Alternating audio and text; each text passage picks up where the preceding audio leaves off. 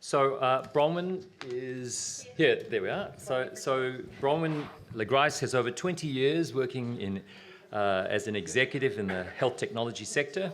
Spans commercialization, venture capital, capital raising, industry advocacy, and I think we probably have irritated her over the last 2 days saying she represents industry. In fact, she doesn't. She's the interface between. Yeah, she's the interface between research and commercial. She advocates for both ways and facilitates the passage. And she's the founder, chief executive, creator of And Health, Australia's only commercialization organisation, specifically focused on accelerating the commercialization of digital health. Next to her, we have Jen. Jen Morris is a Melbourne-based consultant, writer, researcher, and speaker, and would captivate you anytime she has anything to say. Her extensive personal experience in the healthcare system, alongside academic background in science, bioethics, politics, and science communication, really brings together these unique qualities that makes her so sought after for her perspectives of her work. And I'm sure you would know that she's emerged as a really powerful patient advocate, particularly through her submissions and evidence more recently to the Victorian Parliamentary Inquiry into the performance of APRA, our Australian Health Practitioners Regulation Agency. Claire Sullivan's an internationally recognised clinical informatician, been practising all night how to say that, who has a pivotal role in driving digital health transformation in Queensland. Claire's an endocrinologist, so she really brings the perspective of an internist, someone practising actively in clinical medicine, to actually regard the data as she receives it. Then on the other side of the fence, she's also the chair and director of the Queensland Digital Health Centre within the Centre for Health Services Research at the University of Queensland. Claire began her career in the emerging field of digital health and has held significant leadership roles in that area, right across government as well as academia. And her work currently is regularly translated into practice and informs a lot of policy. And we're just talking about that this morning as one of the first health networks to really adopt EMR and how to apply the benefits of that and the assets from it in Australia. So we have our four speakers here, and really I guess the examples of this morning's talk and what you saw in the video really revolve around collaboration. We know that. We talk about collaboration all the time. But yet every time we talk about collaboration and we think about it and we hear about it, we go, oh, that's interesting, as if it's the first time we've heard about it. So on the basis of that, we're going to pretend this is the first time we've heard about it. And I'm going to ask Jen, because I think it's really important from the consumer's perspective, you know, the lens you bring to the discussion, what have you found are the essential ingredients of that collaboration that really will harness the data, allow research to occur, but at the same time take into consideration the concerns, as it were, of consumer? It's a thesis question, isn't it, Peter? I'll try to pick the salient points. I think, coming from the perspective that I'm here to talk about, one of the things that I really keep in mind thinking about collaboration for consumers is the idea of social contract, right? So not in the legal sense, but I think in the moral, ethical sense. Health data and personal data belongs to the patients from whom we take it. Maybe not legally, but morally. You know, they give it over fundamentally for their own primary purpose of receiving care, except if they're in a research environment. But it has secondary uses, and that's good, and that's fine. But using somebody else's asset comes with some responsibility, moral responsibility. So I think one of the really important things we need to keep in mind collaborating over patient data is, making sure that the patients who are giving it get fundamentally primary benefit from having given it over in the first place. So we need to design health systems that don't only do well for research, don't only do well for informatics, but fundamentally do well for patients too. And whether that's making sure that patients have access to their own information, that we make it easy to transfer it between health services, the things that are actually useful from a patient point of view. It's kind of paying your way, in terms of saying, okay, we need your data, but here we're going to give you something in return. And then secondly, I think from a consumer perspective, the collaboration needs to be done at every stage and level of a process, whether it's a research one, whether it's more the kind of on-the-ground work that Chris was talking about. often what we see as consumer reps and just as patients who are participating in these kind of things is someone will come to us and say, we identified a problem that you have and we've solved it for you and here's the solution, thumbs up, thumbs down. You know, and there is a place for us kind of ticking things off at the end, but oftentimes the problem identification is wrong, you know, and maybe the solution actually solves the problem, but the problem is either not a problem, not the problem that people thought it was, or it's been misconceived, or it's not the most important problem, you know. So actually getting to people at that fundamental primary stage and saying, look, you're a patient with, you know, treatment-resistant Crohn's disease. What keeps you awake at night? What annoys you? What makes your life difficult? But also on the other side, solution identification. Have you come up with something that's working really well for you? You know, and I was looking at some examples last night. Diabetes community are fantastic at this, right? They will just hack their lives and share it with each other. And so, you know, asking people not only what are your problems, but what solutions are you guys just already doing? You know, in the background, in your day-to-day life, how have you solved your own problems? And really using that as a basis upon which to build, rather than seeing consumers as a kind of tick-off box at the end, I think is really important. And then the final thing I would say is just being open and aware of the notion of healthcare burden. Because, you know, when you're working on a project, or just disease burden, when you're working on a project and, you know, that is your passion and you're really into improving HbA1c, you know, in people with type 2 diabetes, and that's where you're focused, and that's great. It's easy to think that, oh, you know, asking them to just put this in the app for 2 minutes every day for potentially the rest of their life is like not a big deal. But they have 50,000 other things, you know, in their life. And sometimes they just want to go for a while without thinking of themselves as a person with diabetes. Healthcare burden is big, you know, and chronic disease burden is big, and grief burden is big, and all the other things that the people who are participating in giving over data are experiencing. So just keeping that in mind, how do you minimise it, how do you work with that, and how do you make sure people are getting something back for that, for what the gift that they're giving you. Thank you very much. And while you're all thinking about your questions, I remind you again, we've got this microphone's moving around.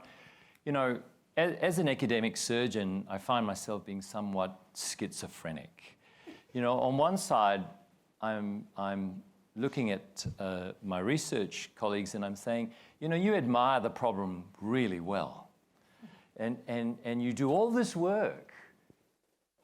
Where's with the solution? And my research colleagues look back at me and say, you know, as a surgeon, you operate in an evidence-free zone.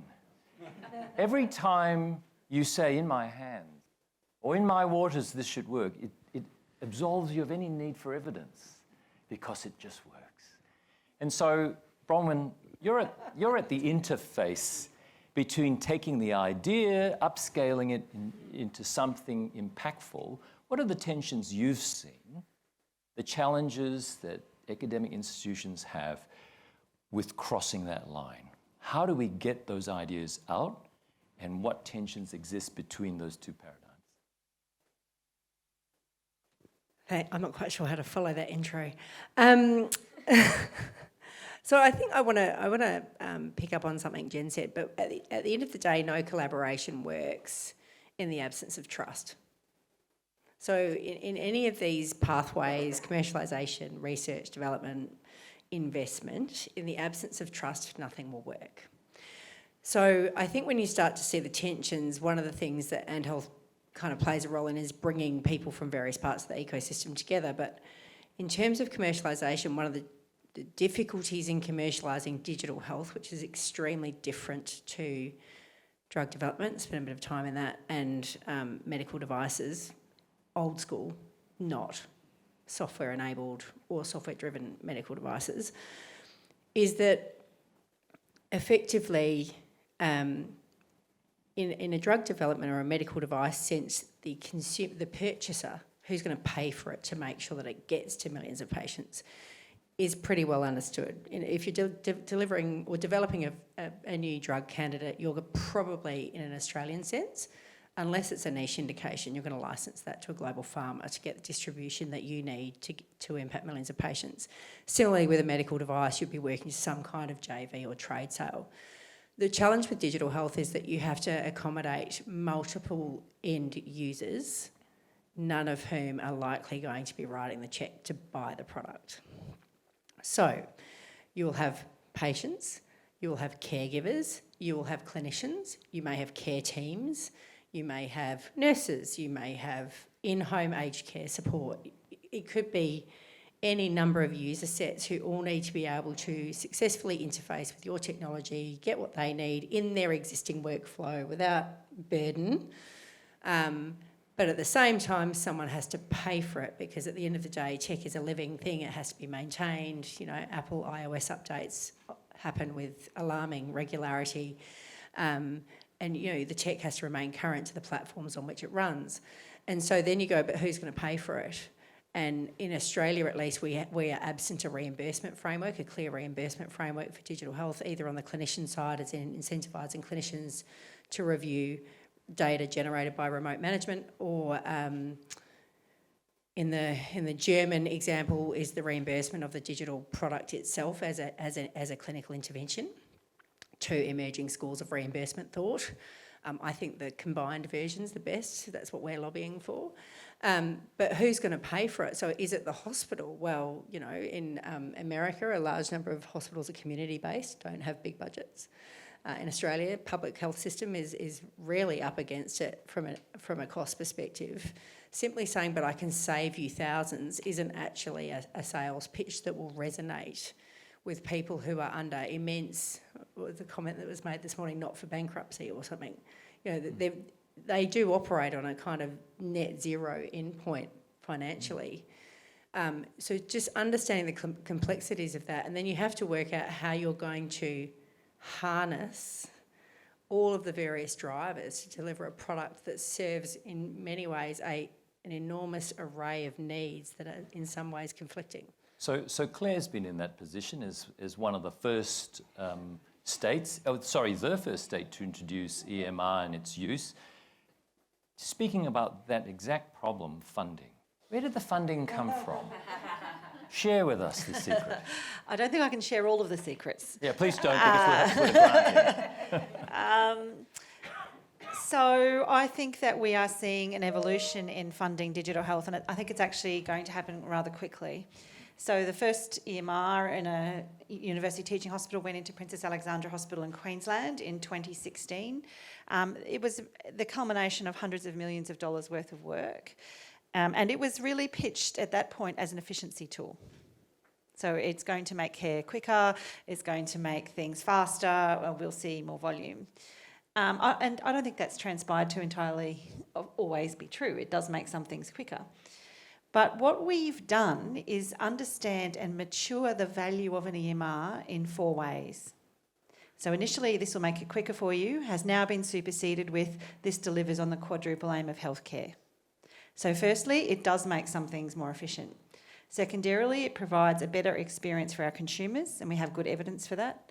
Thirdly, it provides actually greater information for our clinicians, and we have evidence of that. And fourthly, we know that it improves quality outcomes. Now, those 4 aims, we now can map the impacts of our EMR, both positive and negative, and you need to be honest, because not all of the impacts of digitalisation are positive, some are negative. But if you map those impacts back to that quadruple aim, and we just published this in Nature Digital Medicine a couple of months ago, you will see that we now have a suite of impacts of digitalisation mapped to those 4 aims, and now we can start to put financial cost on them.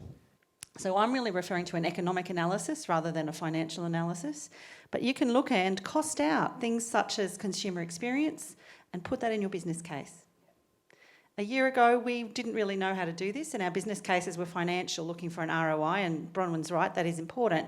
But that's unlikely to fund the amount of cost that digital health will take. So you need to shift from financial to economic analysis, cash out what consumer experience is, cash out what clinician experience is, because they do have financial values. It's just we're not sophisticated enough to always be able to articulate them as healthcare workers. So put a cost on consumer experience, put a cost on clinician experience, and put that into your model. Thank you. Question? Yes, please. You wouldn't mind just telling us who you are?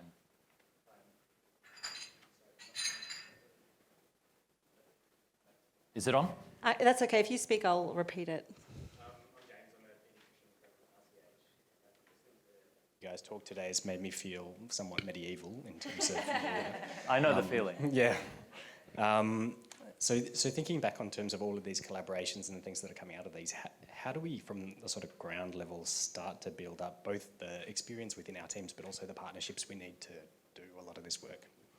Maybe I could direct to Chris first, because you had the first burst at that through COVID. Hello to a fellow pediatrician. We've been on this sort of digital electronic health record journey for some time in the States, starting with the HITECH Act and a bunch of funding from the government.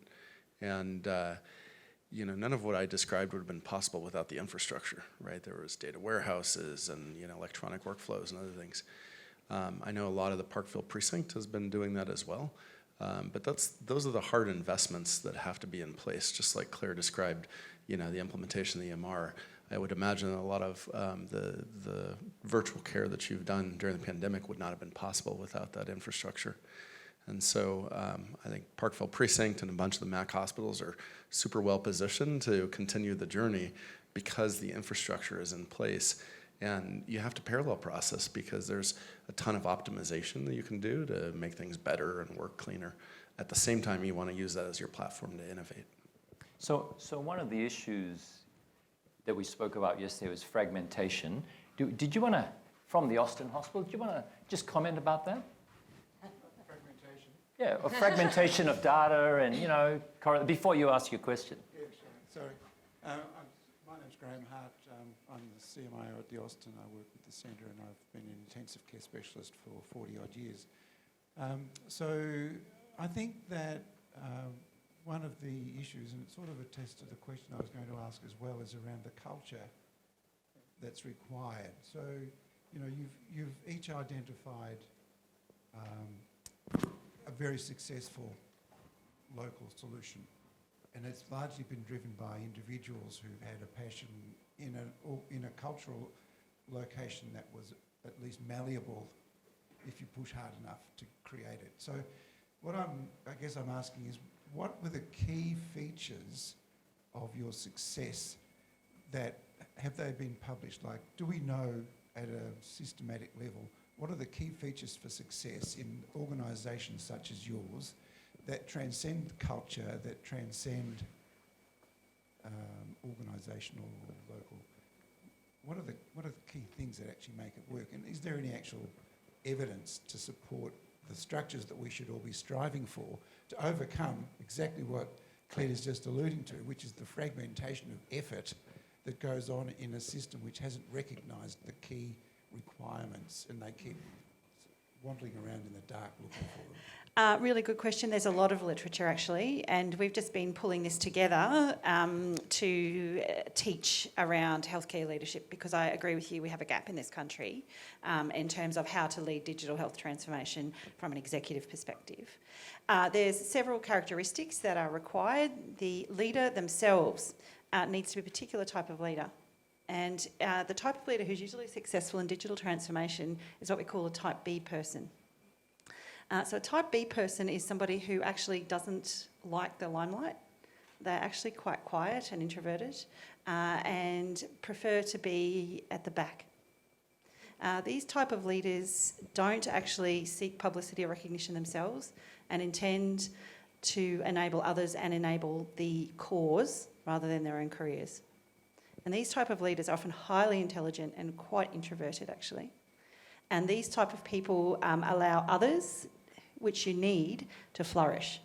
So large-scale digital transformation is not a hero project. It's not a single person who's highly capable, who employs people. Digital transformation is actually a movement. It is about a leader who can enable others, align them, and set them free. So the type of leader that you have may, and I'm talking about hospitals here, not obviously other things, but is really important. And these type B people are hard to find because they often don't want a high-profile job. And so they often have to be dragged in and forced to do a role because they're excellent at enabling others. You then need a culture of generosity and kindness, and those things are really important because you're going to make mistakes. You have to ask people to be really generous with you while you screw up their workflows, while you make them slow, and while you make errors. And so being kind and creating a culture of kindness and respect is really important for that leader as well. So I don't know if that's helpful. That's certainly what the literature says. I think those are all really important personal attributes that are critical. Yeah.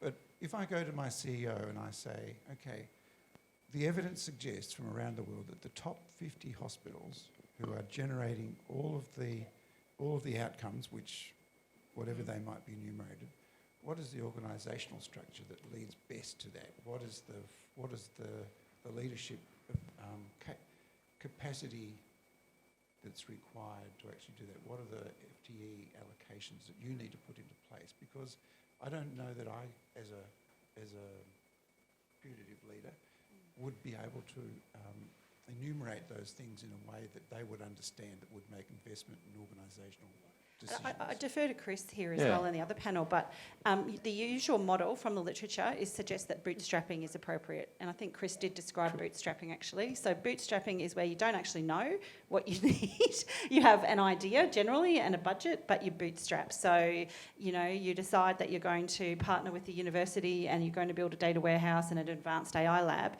You can't know in advance exactly what that's going to look like, but you start small, you prove value, and I saw some nice examples of that today, and then you bootstrap and you go back for more money and you go back for more money and keep bootstrapping because there is no final end. And that's something that I've realised is there is no perfect staffing, and I can see Michael agreeing with it. There is no, this is what I need to digitally transform. Because it never ends. And so you will keep... Yeah. Hopefully it'll become healthcare one day. But Chris, I don't know if you disagree or... No, I would say yes, and leadership matters, right? I had a slide with a picture of my CEO, and I can't tell you the level of support that the executive team gets for innovation, digital solutions, thinking differently. It comes from the top, and she's an introvert. She's happy to share the limelight. She's happy to have others do the work, but she's willing to take a leap of faith and invest in things. And so we do a lot of bootstrapping, pilot projects, demonstrate the outcomes, but we started a post-discharge hospital medicine clinic, virtually led, to help reduce readmissions. We bootstrapped it. It showed very reasonable outcomes, not statistical significance, like anecdotal outcomes. And we funded it to a huge scale so that we could do it for every patient because it was the right thing to do. And so I give tremendous credit to our CEO, and I've seen this over and over, that the vision of the leaders at the top will really drive it. It doesn't mean you need to have a chief digital officer. It means you need to have somebody in leadership who's willing to invest in new, novel things they may not fully understand, but recognize that the impact to patient care is what they want. I think too, if you can look beyond the actual setting and go to some core principles around. So I think there is something to learn around lean methodologies that come from startups and how you can deploy them in a hospital setting to get little bits of evidence. But going back to trust, the single biggest thing is finding a shared purpose, ideally tight, definable, with really measurable outcomes that you can work on in a bootstrap fashion. You deliver against that one, the next one's bigger. And if you can do that and build that track record, that creates an immense amount of institutional trust, you, partners, whoever it needs to be, but having that very tightly focused mission/purpose, which I sound like a bad HBR article, but then really focusing on that. And so And Health has members from industry, medical research institutes, universities, people that don't normally hang out together and enjoy the experience, but they enjoy the experience because they're centred around a very specific shared purpose, and everything we do is in pursuit of a shared purpose. And you can do this at one level on one project. So what's the squeaky wheel that your CEO is most annoyed about? Solve that.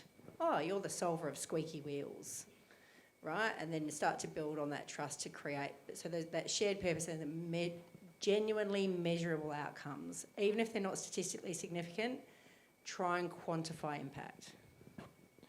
So we're about to break for morning tea, but before we do, I'm going to ask for a no more than 10-second response, no more than 10-second response to the question to our university colleagues, what would you advise them about interacting with healthcare partners in this field of digital informatics? Just do it. So just do it. Bronwyn? Find a shared purpose. Shared purpose, Do it for patient outcomes. patient outcomes. Agree with everyone. Agree with everyone. So with that, thank you very much for joining us for this session.